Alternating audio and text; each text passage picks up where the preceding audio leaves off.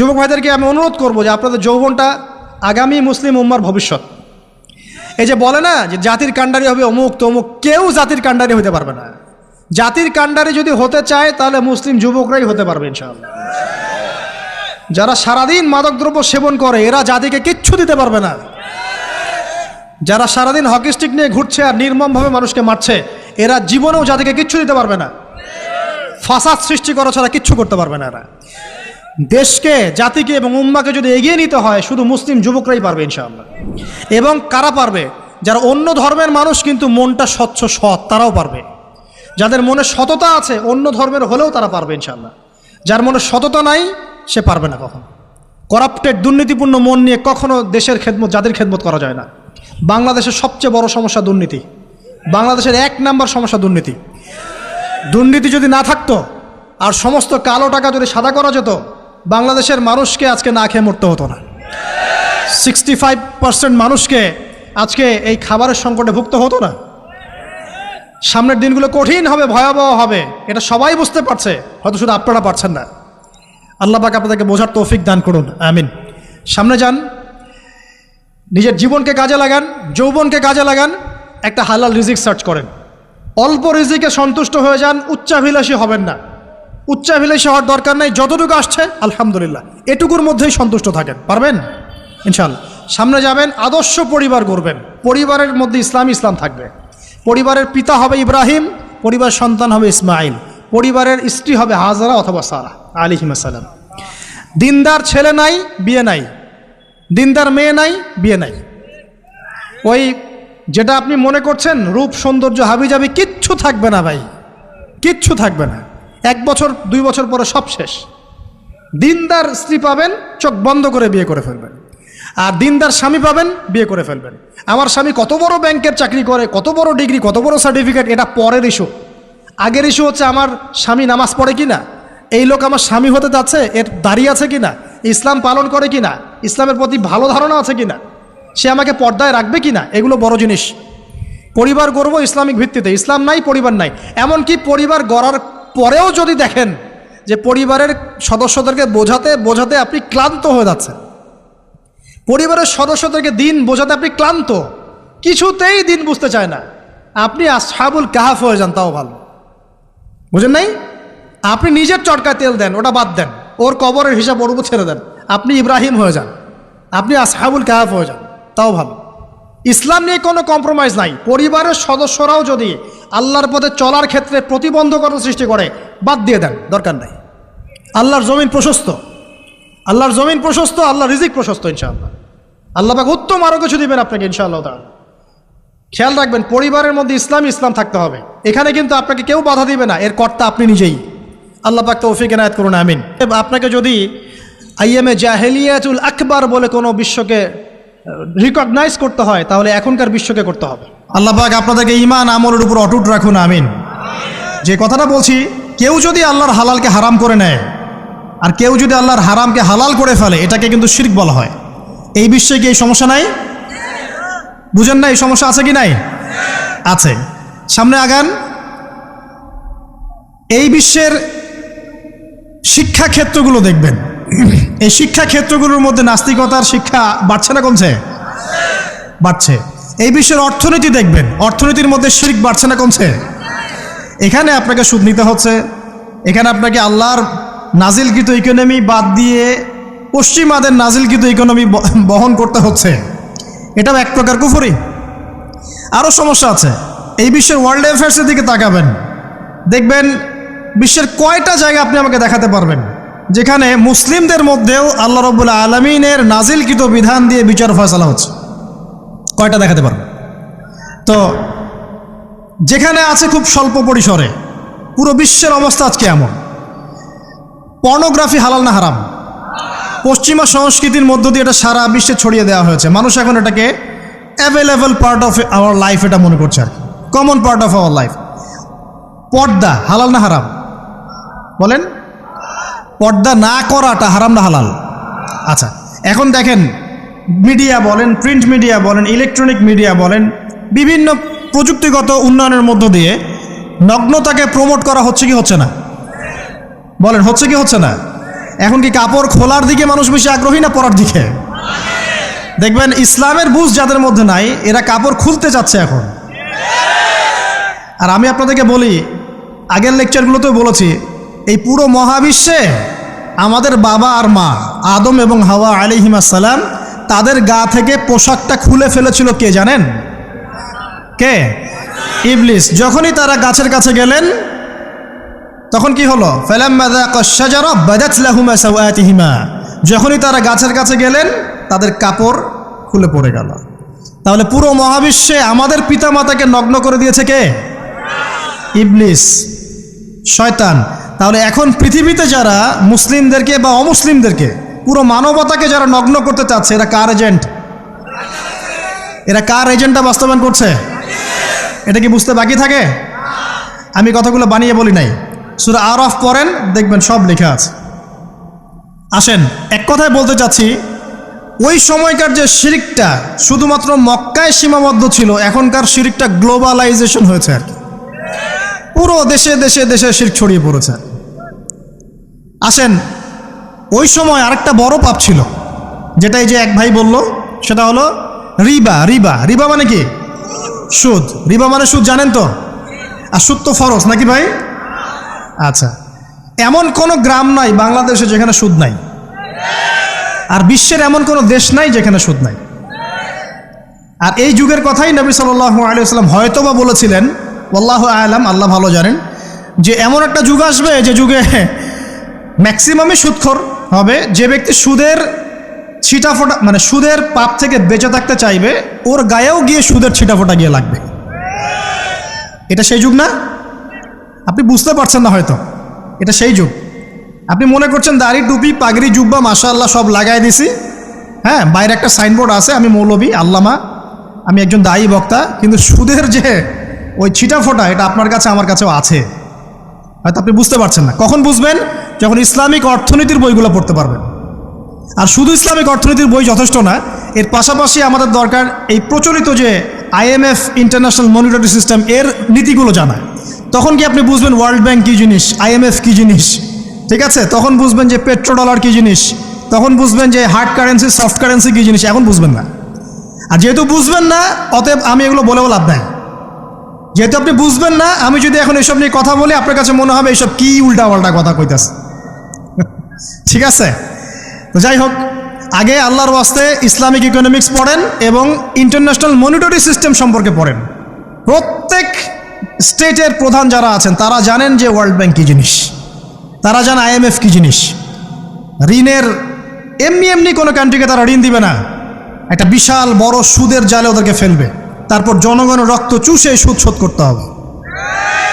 আর যারা পারবে না, ওরা যে শ্রীলঙ্কার মতো দেউলিয়া হয়ে যাবে। ও কেন দেউলিয়া হয়ে গেছে? বিকজ ও ঋণ শোধ করতে পারছে না, বাস দেউলিয়া। তো যাই হোক, পড়াশোনা করেন। আমি একজন স্কলারের নাম বলে দেই, এক লেকচারে তো সব বলে দেওয়া সম্ভব না। সম্ভব? আমি রাস্তা দেখাচ্ছি আপনাদেরকে। আপনারা আল্লামা তকি উসমানীর বইগুলো পড়েন, নাম শুনেছেন? আচ্ছা, নাকি এখন বলবেন যে উনি তো হানাফি মাযহাবের, আমি তো আহলে হাদিস পড়বো না, এটা বলবেন নাকি? আল্লামা তকি উসমানী এই বিশ্বের সবচেয়ে বড় আলেমদের একজন। আল্লামা তকি উসমানী এই বিশ্বের সবচেয়ে রিনাউন্ড আলেমদের একজন। তার ইসলামিক অর্থনীতির যে পুরো সিরিজ আছে, আল্লাহর ওয়াস্তে বাসায় কিনে একবার পড়ে দেখেন অর্থনীতি কী জিনিস, আপনি কিসের উপর দাঁড়িয়ে আছে। পড়া যাবে না ইনশাল্লাহ? আপনি তাকে ভালো যদি নাও বাসেন, তাও পড়ে দেখেন। মনে করেন আপনি একটা কমিউনিটির মধ্যে আছেন, বা একটা সংগঠনে আছেন, বা একটা ঘরানার মধ্যে আছেন, তাহলে কি অন্য ঘরানার বইপত্র পড়া যাবে না? হারাম হয়ে গেছে নাকি? এই যে সংকীর্ণ মানসিকতা থাকলে ভাই হেদায়েত পাওয়া যাবে না।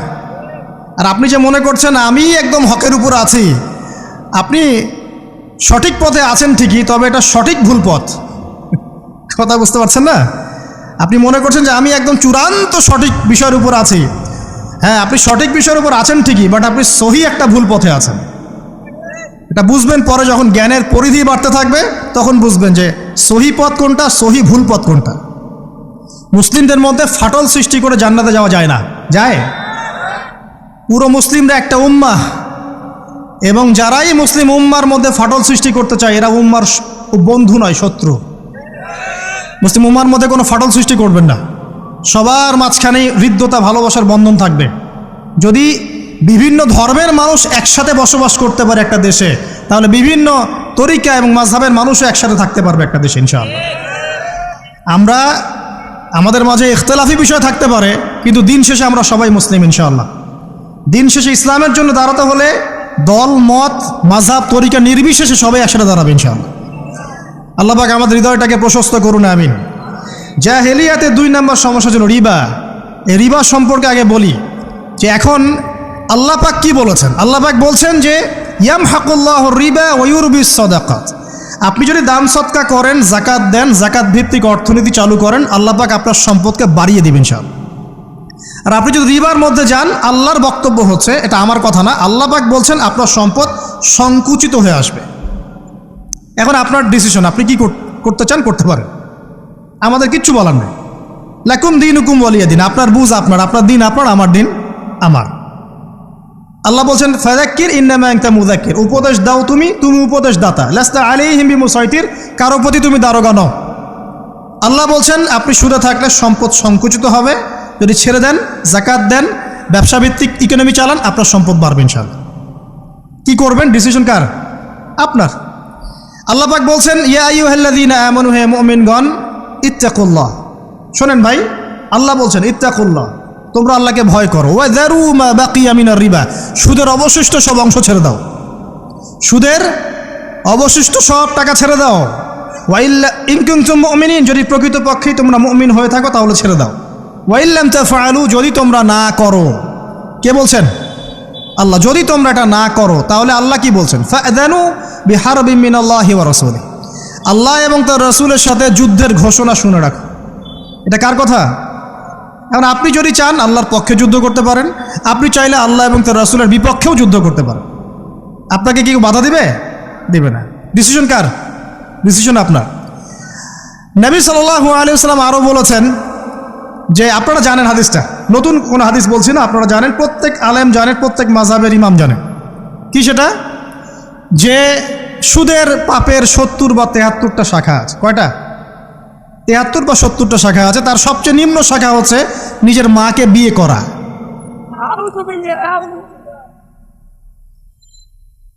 দেখলেন আমাদের অন্তরে কি কথাটা আঘাত করলো? আপনি কি আপনার মায়ের সাথে, নাউযুবিল্লাহ, আপনি কি আপনার মাকে বিয়ে করতে পারবেন? এটা কি কোনো ব্যক্তির পক্ষে সম্ভব? কিন্তু নবী সাল্লাল্লাহু আলাইহি ওয়াসাল্লাম বলছেন 73 শাখার সবচেয়ে নিম্ন শাখা হচ্ছে সেই ব্যক্তি যেন তার মাকে বিয়ে করলো। আর সর্বোচ্চ শাখা কি? ওই যে আল্লাহ এবং তার রাসূলের সাথে কি করা? যুদ্ধ করা। আরেকটা হাদিস আছে, নবী সাল্লাল্লাহু আলাইহি ওয়াসাল্লাম বলেছেন 4 শ্রেণীর মানুষ আছে, এদেরকে আমি সমানভাবে অভিশাপ দিলাম। কয় শ্রেণী? 4 শ্রেণী। জাস্ট শুনে রাখেন হাদিসগুলা। আমি জানি এই বিশ্বে আপনি এই হাদিসগুলোর উপর ইমপ্লিমেন্টেশনে যেতে পারবেন না, এটা আমি বুঝি, কিন্তু আকীদা ঠিক থাকতে কি কোনো সমস্যা আছে? তো এই 4 শ্রেণীর মানুষকে নবী সাল্লাল্লাহু আলাইহি ওয়াসাল্লাম কি করেছেন ভাই, আমি শুনাই আপনাকে খালি। আল্লাহ নবী বলেছেন যে আমি 4 শ্রেণীর মানুষকে সমানভাবে অভিশাপ দিয়ে গেলাম, এতটুকু বলেছেন। এখন আপনি যদি মনে করেন যে নবী সাল্লাল্লাহু আলাইহি ওয়াসাল্লামের অভিশাপ কাঁধে নিয়ে আমার আমলগুলো কবুল হচ্ছে, বা আমি কবরের অ্যান্সার দিতে পারবো, প্রশ্নোত্তর, আমি এই মিজানের দাড়ি পাল্লা, আমার নেকির পাল্লা ভারী হবে, বা আমি রাসূল সাল্লাল্লাহু আলাইহি ওয়াসাল্লামের সুপারিশ পাবো, হ্যাঁ, বা আমি রাসূলের সাথে জান্নাতে থাকতে পারবো, আমি বলবো এই চিন্তাটা হবে একটা অলিক প্রসূত কল্পনা, আর কিছু না। এখন তওবা করেন আমার সাথে, বলেন আজকে থেকে কোনো রকমের সুদি কারবারে থাকবো না। তওবা করেন, বলেন আস্তাগফিরুল্লাহ আল্লাযী লা ইলাহা ইল্লা হুয়াল হাইয়ুল কাইয়্যুম ওয়া আতুবু ইলাইহি। তওবা করলেন তো? ভ্যান চালায় খাবেন, রিক্সা চালায় খাবেন, কৃষিকাজ করে খাবেন, ব্যবসা করে খাবেন, ছোট্ট একটা মুদির দোকান করে খাবেন, যদি কিচ্ছু করতে না পারেন রাস্তায় মুচিগিরি করে হলে খাবেন, সেলুনে বারবার হয়ে খাবেন, তারপরে সুদের দিকে যাবেন ইনশাআল্লাহ। পারবেন? আপনার রিজিক কি আপনার হাতে না আল্লাহর হাতে? না, আমাদের রিজিক তো আমাদের হাতে। যে ব্যক্তি মনে করে রিজিক আল্লাহর হাতে, সে কি কখনো ঘুষ নিতে পারে? সে অন্যের সম্পদ আত্মসাৎ করতে পারে? সে অন্যের জমি সিজ করতে পারে? সে দুর্নীতি করতে পারে? সে সুদ খাইতে পারে? কেন খায়? কারণ সে মনে করে রিজিকের মালিক সে নিজেই। এগুলো করলে তার সম্পদ বাড়বে, না করলে সম্পদ বাড়বে না। এই কারণেই তো সেই কাজগুলো করে। আর আমি খুব ভালোই বুঝি, অ্যাটলিস্ট আমি খুব ভালোই বুঝি যে এই কাজগুলো ব্যক্তিরা কেন করে। উত্তর শুনবেন? উত্তর হচ্ছে পরিবারের জন্য। কার জন্যে? পরিবারের জন্য। মা, বৃদ্ধ মা আছে দেখতে হবে, 2 বাবা আছে দেখতে হবে, স্ত্রী আছে। আর স্ত্রী মাশাআল্লাহ একদম ফেমিনিস্ট, তার চাহিদা পূরণ করতে তার হিমশিম খেতে হয়। হ্যাঁ, একটা শাড়ি নেবে 20,000, ঠিক আছে? স্ত্রীর চাহিদা অনেক, গহনাগাটির অনেক চাহিদা। আর না দিলে তো আবার সমস্যা, বাসায় গেলে তো মানসিক টর্চার সেলে রেখে দিবে। এখনকার বেশিরভাগ পুরুষই কিন্তু নির্যাতনের শিকার। এখনকার বেশিরভাগ পুরুষ কিন্তু নির্যাতনের শিকার। ম্যাক্সিমাম বাসায় গিয়ে দেখবেন টর্চার, এক একটা রিমান্ডের সেলের মতো, বুঝছেন? এবং এটা 7 দিন 5 দিন 7 দিনের রিমান্ড না, এটা লাইফ টাইম রিমান্ড, মানে পুরো জীবন ধরে রিমান্ড চলবে আর কি। তো এই যে সমস্যা, তা কার কার জন্য করি? পরিবার, সন্তান, পিতা মাতা, আত্মীয় স্বজন, এগুলোর জন্য। কিন্তু একটা কথা শোনেন আমার, আমরা যখন মারা যাব না, আমরা মারা গেলে পরে 40 দিন তারা আমাদেরকে মনে রাখবে কিনা সন্দেহ আছে। বিশ্বাস করছেন না? এই যে আমাদের অনেক আত্মীয় স্বজন মারা গেছে না, বছরে একটা বারও কি কবরস্থানে কেউ গিয়েছে? বা হয়তো যায়, মৃত্যুবার্ষিকী ওই দিন যায়, তাই না? দেখেন আমরা কিন্তু আস্তে আস্তে ভুলে গিয়েছি তাদেরকে, আমরা ব্যস্ত হয়ে গেছি। ঠিক একইভাবে তারাও আমাদেরকে ভুলে যাবে।